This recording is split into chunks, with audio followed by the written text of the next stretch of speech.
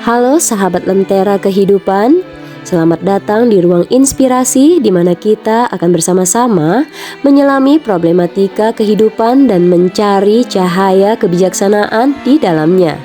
Pada episode kali ini, kita akan membahas topik yang sering hadir dalam perjalanan hidup kita, yaitu tentang apa itu toksik.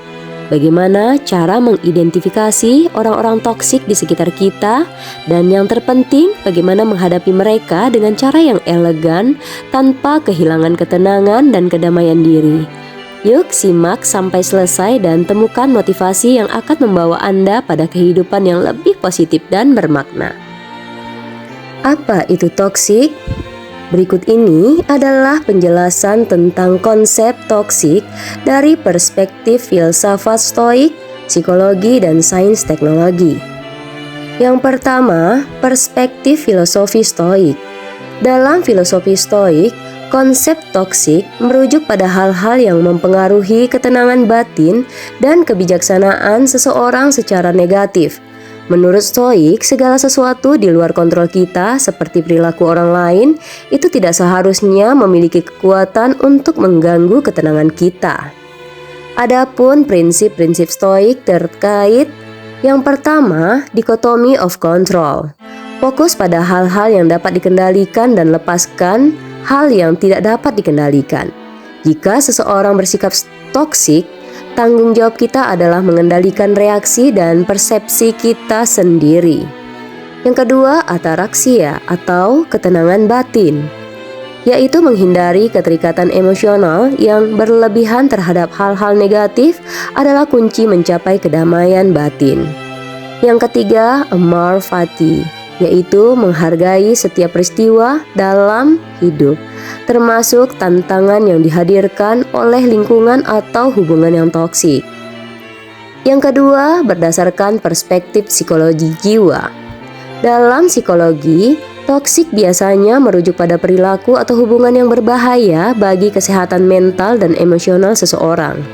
Hubungan yang toksik dapat menyebabkan stres, kecemasan, dan kehilangan harga diri. Adapun aspek psikologi yang pertama di dalam hubungan toksik yaitu ditandai dengan manipulasi, kontrol berlebihan, kurangnya empati, serta pola komunikasi yang rusak. Yang kedua, self-talk toxin, yaitu pikiran negatif yang terus-menerus dan meremehkan diri sendiri. Yang ketiga, dampak psikologis, yaitu merusak keseimbangan emosional, menyebabkan trauma dan penghambat perkembangan diri. Dan yang keempat adalah cara mengatasi, yaitu dengan mengembangkan boundaries yang sehat, terapi dan latihan mindfulness untuk menjaga kesehatan mental.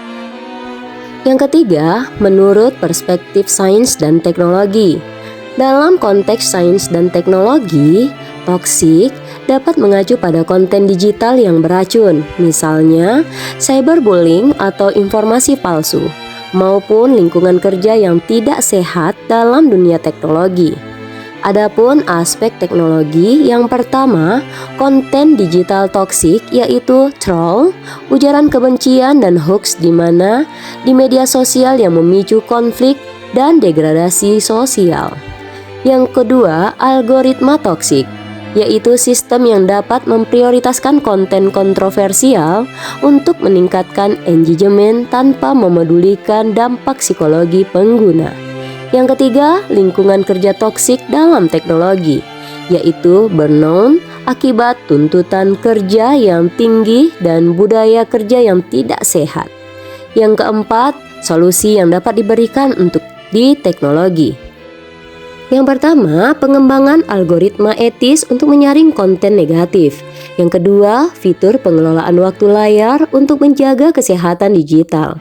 Dan yang ketiga, edukasi literasi digital untuk meningkatkan kemampuan pengguna memilah konten. Adapun ciri-ciri orang yang toksik cenderung memiliki karakteristik yang merusak hubungan, kesehatan mental, dan suasana di sekitarnya. Berikut adalah beberapa ciri orang-orang yang toksik yang dapat dikenali.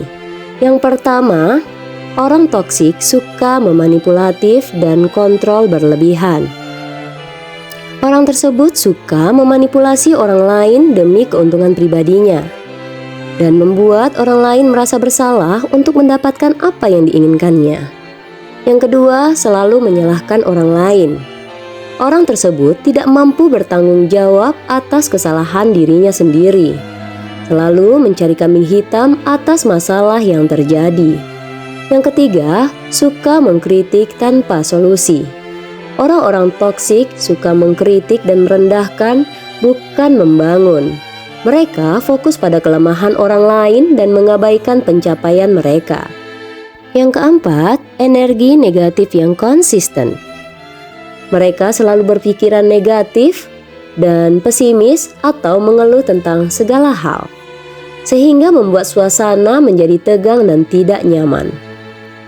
Yang kelima, cemburu dan iri hati yang berlebihan. Orang toksik tidak bisa merayakan kebahagiaan atau kesuksesan orang lain karena mereka harus selalu lebih baik dari orang lain. Yang keenam, tidak menghormati batasan atau boundaries. Orang tersebut tidak peduli dengan privasi atau kebutuhan orang lain karena orang-orang toksik selalu ingin ikut campur dalam semua aspek kehidupan orang lain. Yang ketujuh, menggunakan emosi dan mengontrol. Orang-orang toksik suka memanfaatkan rasa takut, rasa bersalah atau belas kasihan orang lain. Mereka cenderung melakukan drama yang berlebihan untuk menarik perhatian. Yang kedelapan, kurang empati dan tidak peduli perasaan orang lain. Orang-orang toksik tidak mampu memahami atau menghargai perasaan orang lain karena mereka selalu menganggap perasaan orang lain tidaklah begitu penting. Yang kesembilan, menghindari komunikasi yang sehat. Orang-orang toksik sering memutarbalikkan fakta atau tidak jujur karena mereka suka menghindari diskusi yang sehat dengan sikap pasif dan agresif. Yang terakhir adalah menguras energi emosional orang lain. Orang-orang toksik setelah berinteraksi dengan mereka, orang cenderung merasa lelah secara emosional. Jika Anda bertemu dan berhadapan dengan orang yang toksik seperti ini, penting untuk menetapkan batasan yang jelas dan menjaga kesehatan mental Anda. Lantas, bagaimana mengendalikan emosi saat menghadapi orang yang toksik menurut perspektif filosofi Stoik dan perspektif agama Islam? Mengendalikan emosi saat menghadapi orang toksik merupakan tantangan yang bisa diatasi dengan prinsip-prinsip yang diajarkan dalam filsafat Stoik dan ajaran agama Islam. Kedua perspektif ini menawarkan panduan yang berbeda tetapi saling melengkapi untuk mencapai ketenangan batin dan menghindari reaksi negatif. Yang pertama, perspektif filsafat Stoik.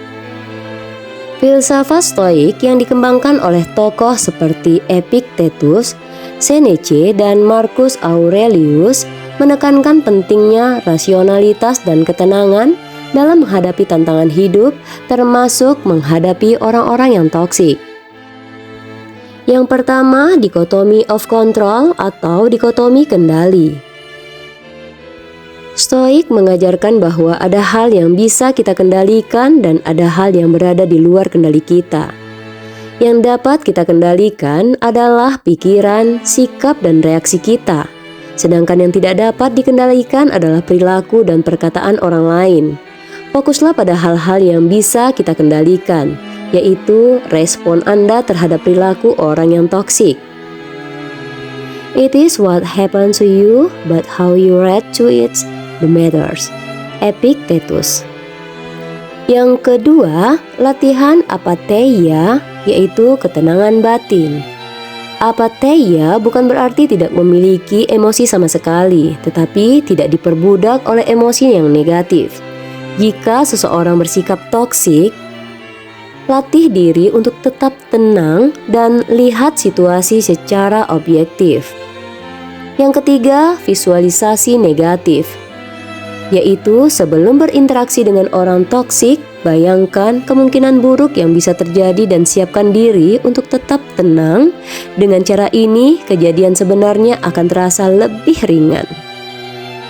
Selanjutnya, yang keempat, mengubah persepsi. Marcus Aurelius mengajarkan bahwa masalah sebenarnya bukan pada perilaku orang lain, tetapi pada cara kita menafsirkannya. If you are distracted by anything external, the point is not due to the thing itself but to your estimate of it. Marcus Aurelius. Adapun cara-cara praktis untuk menghadapi orang-orang yang toksik, yang pertama, jangan terlibat dalam perdebatan yang tidak produktif. Yang kedua, latih afirmasi positif seperti saya tidak bisa mengendalikan perilaku orang lain, tetapi saya bisa mengendalikan diri saya. Yang ketiga, fokus pada tujuan utama Anda dalam setiap interaksi, bukan pada provokasi yang mereka buat. Selanjutnya, dalam perspektif agama Islam. Di dalam ajaran agama Islam, Islam selalu memberikan pedoman yang jelas untuk mengendalikan emosi, terutama dalam menghadapi situasi yang memicu kemarahan atau kebencian. Adapun prinsip utama Islam dalam mengendalikan emosi. Yang pertama, mengendalikan kemarahan. Allah memuji orang yang mampu menahan amarahnya. Dan orang-orang yang menahan amarahnya dan memaafkan kesalahan orang lain, Allah menyukai orang-orang yang berbuat kebaikan. Quran Surat Ali Imran ayat 134. Rasulullah Shallallahu Alaihi Wasallam bersabda, orang-orang yang kuat bukanlah orang yang pandai bergulat, tetapi orang yang kuat adalah orang yang mampu menahan dirinya ketika marah. Hadis riwayat Bukhari dan Muslim. Yang ketiga, memaafkan dan bersikaplah baik. Islam menganjurkan sikap pemaaf sebagai bentuk kedewasaan spiritual. Balaslah keburukan dengan cara yang baik. Quran Surat Fussilat ayat 34. Dengan sikap baik, orang toksik seringkali kehilangan motivasi untuk bersikap buruk. Selanjutnya, memohon perlindungan dari godaan syaitan. Rasulullah Shallallahu Alaihi Wasallam mengajarkan kita untuk selalu ta'awudz atau membaca A'udzubillahi minasyaitonirrajim ketika saat marah. Yang terakhir, menjaga lidah. Islam melarang kita membalas perkataan buruk dengan perkataan yang sama. Adapun cara-cara praktis yang diajarkan di dalam agama Islam, yang pertama adalah ketika merasa marah, berwudulah karena air wudhu dapat meredakan panasnya emosi. Yang kedua, jika berdiri, duduklah. Jika duduk, berbaringlah. Yang ketiga, ucapkan subhanallah atau astagfirullah untuk mengalihkan perhatian dari amarah. Dan yang keempat, ingat bahwa pahala lebih besar yang diberikan kepada orang yang mampu menahan diri dari membalas keburukan. Dari perspektif stoik, mengendalikan emosi berarti menjaga fokus pada apa yang dikendalikan dan melepaskan hal yang tidak bisa dikendalikan. Dari perspektif agama Islam, menahan marah adalah bentuk ibadah yang mendekatkan seseorang kepada Allah dan menunjukkan kekuatan imannya. Dengan kombinasi keduanya, Anda dapat menghadapi orang yang toksik dengan ketenangan, kebijaksanaan, dan tanpa harus kehilangan kendali.